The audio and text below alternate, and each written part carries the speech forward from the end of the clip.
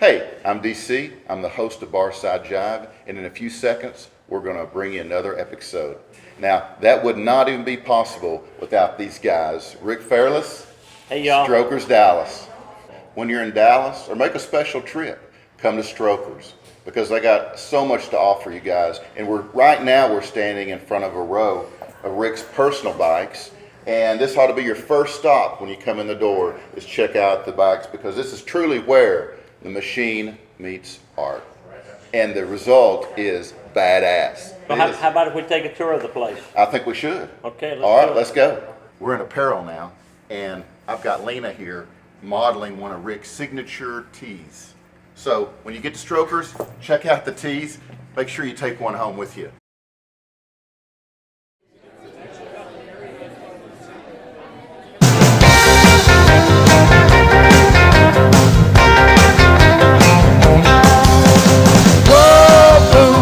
Boom, oh, boom, bopple, boom. Oh, boom, bopple, boom. I'm DC, and you are watching Barside Job. We are at the Kessler in the VIP room, off the bar of the VIP room. And today I'm honored to be with Jimmie Vaughan.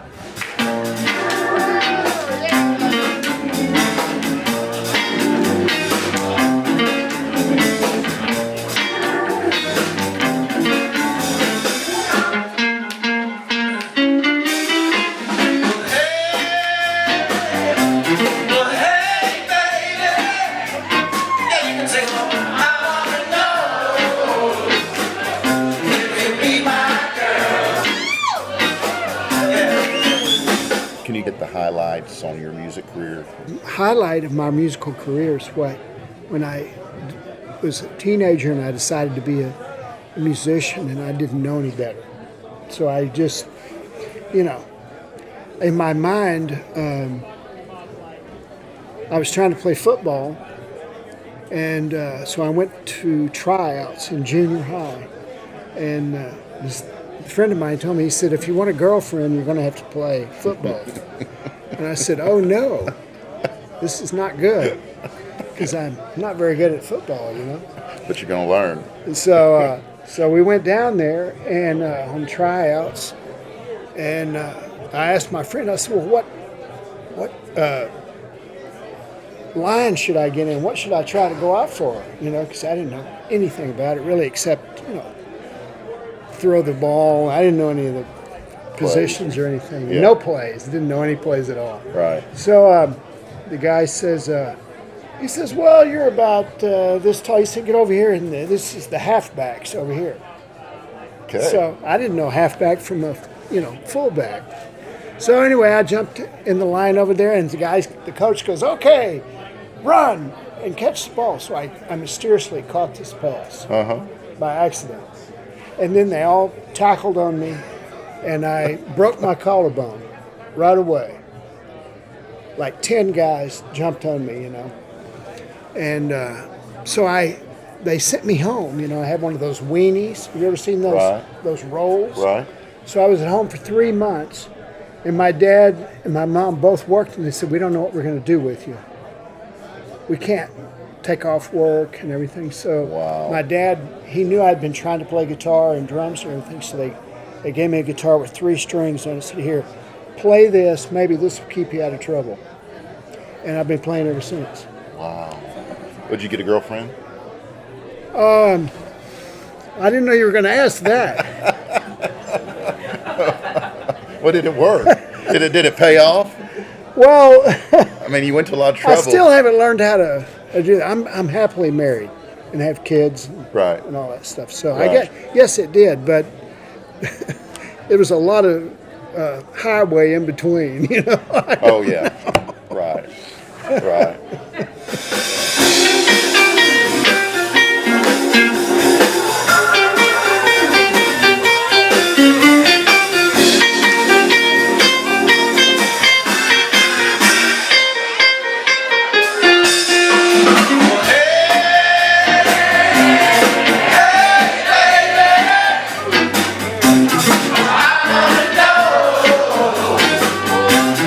Be my girl.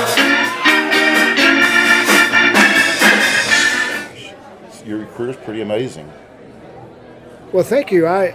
It's just I just love to play guitar, and I love music, and I'm always trying to figure out my next song or what do I not know? Because first you get into certain things, and then you kind of branch out, and then you learn other things. And you're always, as long as you keep trying to learn something that you don't know, musically speaking, Right. It's always helped me. Right. And there's a lot of stuff that I don't know, so I got plenty of time plenty of projects, to keep going.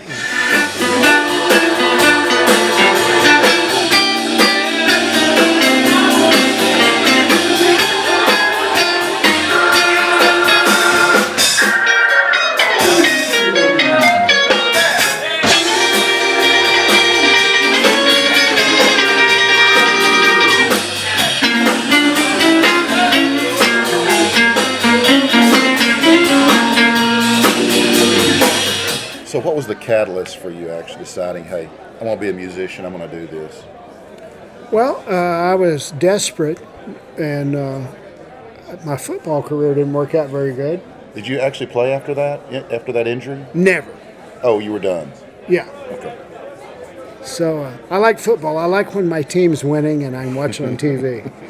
But, I didn't really think of that. I just thought I started trying to play the guitar, and it was fun, and I enjoyed it, and it was easy. Mm-hmm. It felt fun, It wasn't like football or school that I didn't really like anymore. I was kind of a weird kid, kind of an artistic kid. Was drawing pictures all the time, and Right. and not really paying attention to what I was supposed to. And so when I got the guitar, and I guess maybe I've analyzed it since then, but maybe the broken bone and the quick change of environment, everything, all at once. Right. I think I just played guitar to get my way out of it, to get out of this situation, and I've been playing ever since. And that's Wow. been, that was in '63. So I don't know how long that is, but it's more than 50 years. You've been playing a long time. So, and I'm still trying to learn how to play. I'm still trying to get that thing. You never really.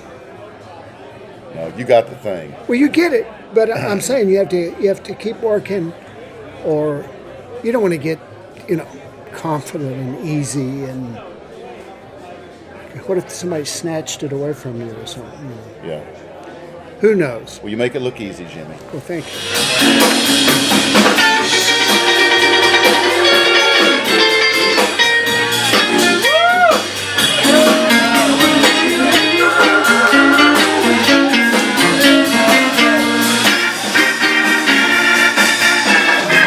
Tell me about opening for Jimi Hendrix. Well, I was in a band.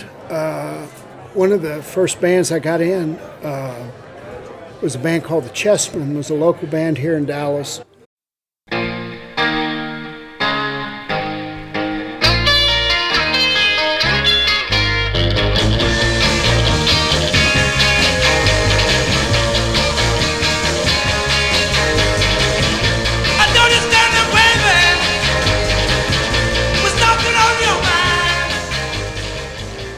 And we made pretty good money. They were all 21, and I was 15. So it was a great thing for me because I got to split and go out of town, and I didn't have to go home on the weekends or any time actually until the gig was over. So, for a young teenage kid, that was a great thing. Right. Oh, yeah. Absolutely. I was free. Freedom. And I was wild, and I was in a band with these guys, and so they had a couple of records out before I got in the band, and then they did a couple of sessions, and they had a local record out here in Dallas, in KLIF, and so Jimi Hendrix is coming to town, and we got the gig. We opened for the Mamas and the Papas, Jimi Hendrix, and several bands when they would come to town. You know, Right. in different places, different auditoriums, and so we opened for Hendrix, and it was pretty cool. We got to meet him and Yeah. all the band. You know, Right. And there's a story now. It's did you loan him some equipment? well, what happened is the real truth. But I want to tell the truth about this because Is this the first time you've told the this truth is- about it? No. Okay. It's just that people like the myth better than the truth. Mm-hmm. So what happened was this was right when Vox wah-wah pedals came out, Right. and they were $35 or $27, something like that. I had a brand new one along with everybody else, you know. Right. And the gig was on a Saturday or a Sunday, I can't remember. But anyway, the music stores weren't open. Hendrix had busted, or the roadie guy had busted his pedal. So he didn't have one. Okay.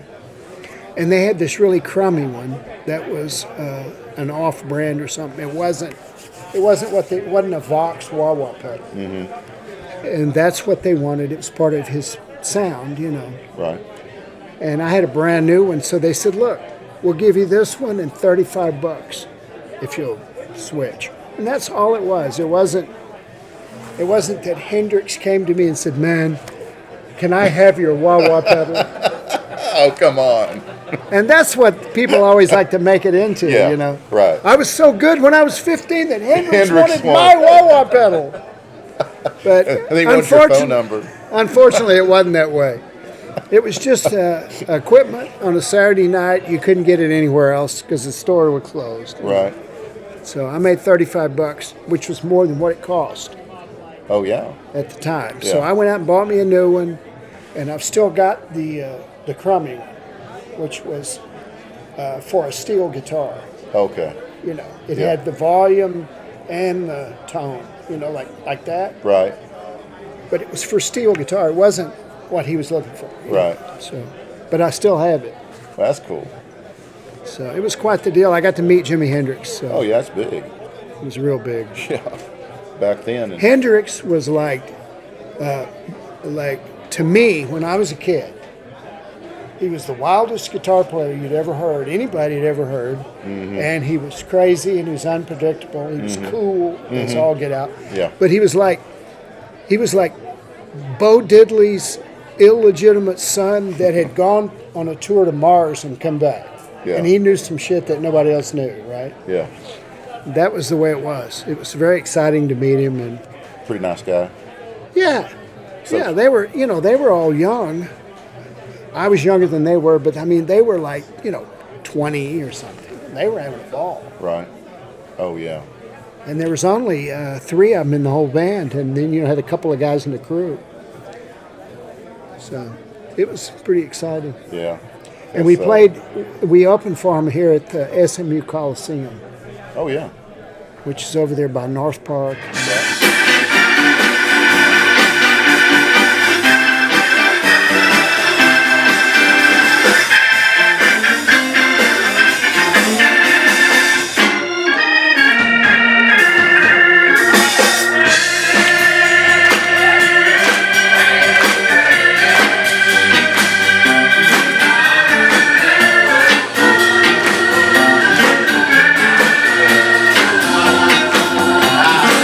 You were raised in Oak Cliff, right? Yeah, Yeah. So I thought Cockrell Hill. Oh, okay. Cockrell Hill. Yeah. Do you remember the movie theater on the corner there? Yeah. I used to play there. Really? Yeah. gonna- And there was on the corner of Cockrell Hill and Jefferson, you remember the big Right. white stage? Yes. I never played there, but I went there. I was too little. Well, the first place we played at school and, things like that. But then we got a gig. My dad got me a gig. He knew somebody in Oak Cliff who had a club, and we got a gig 6 nights a week at the Hobnob Lounge. That was on Ross Avenue. So it was a dump. It was a dive. And then we got a gig through Paul Ray. Paul Ray was in a band called the Playboys. And there was a strip on Lover's Lane. There was called the Saracen Club. And then there was the, what was the name of that club? I'll think of it in a minute. And he got a gig down the street. That was back then. In those days, people got residencies, and they'd play at a club every night. And it was like club against club, like who could get the best band. Right. And it wasn't like today where everybody plays somewhere different every night. Right. Right. And You're the house band. yeah, it was your gig. And but on Sundays they would have jam nights, and they would let people sit in because it was like an audition. And so Paul Ray got a better gig down the street, and in his band, the Playboys, they got a gig down the street, and it was on a Sunday. And so we got up there, 3 little kids, 14, 13, 14, and Paul Ray said, hire them, because he was going down the street. So he told the guy, hey, hire them, they're good. We didn't know him, he didn't know us. So. Right. But anyway.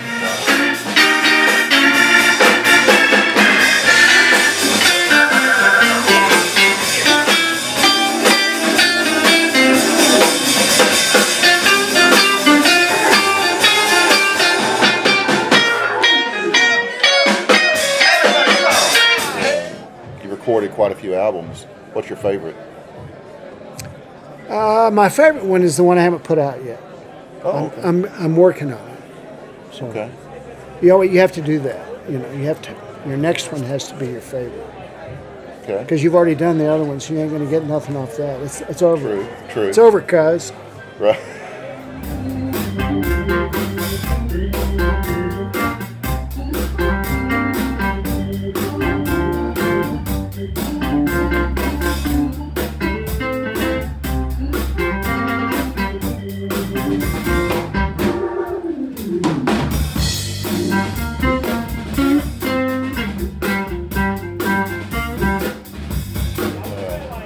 If there was a single person that inspired you most in your career, who would that be?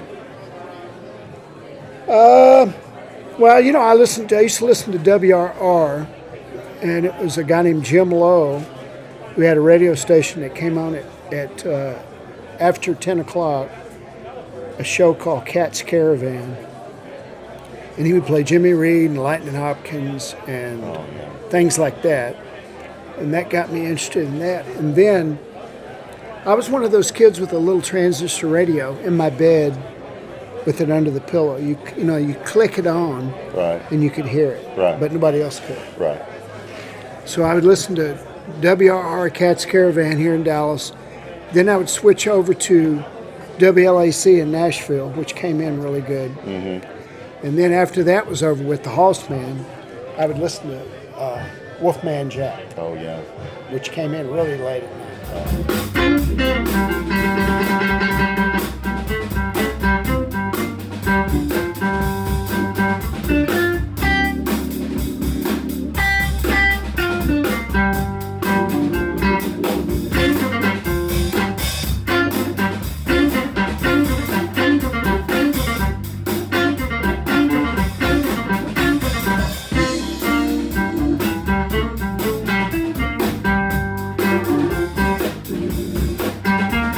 What motivates you, Jimmy? I'm desperate. For what are you desperate for? Attention. No. No. I love to play, and I love my band, and I've had a great time, and I'm still playing. So Yeah. I'll be 60. I'll be 67 in March. So I feel pretty good, and I've got kids. I got teenage girls and grown kids, and Grandchildren? yeah, grandchildren. I still make records, and I still enjoy myself. So I just like to play,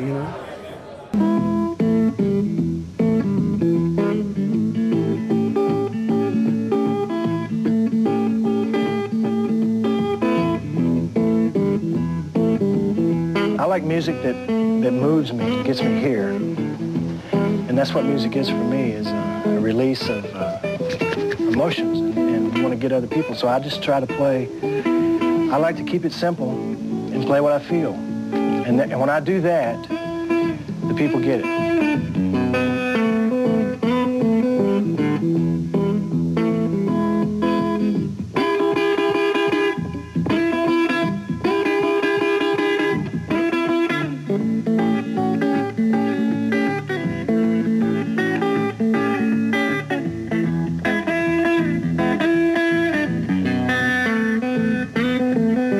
I try to play what I hear. And if I don't hear anything, I'll just stand there for a minute, you know, for a second until something comes. That way I'm cutting through the bullshit.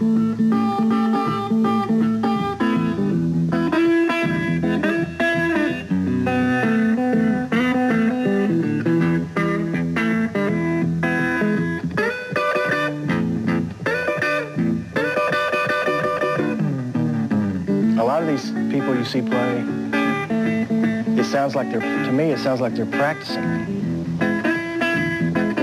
You're supposed to do that at home.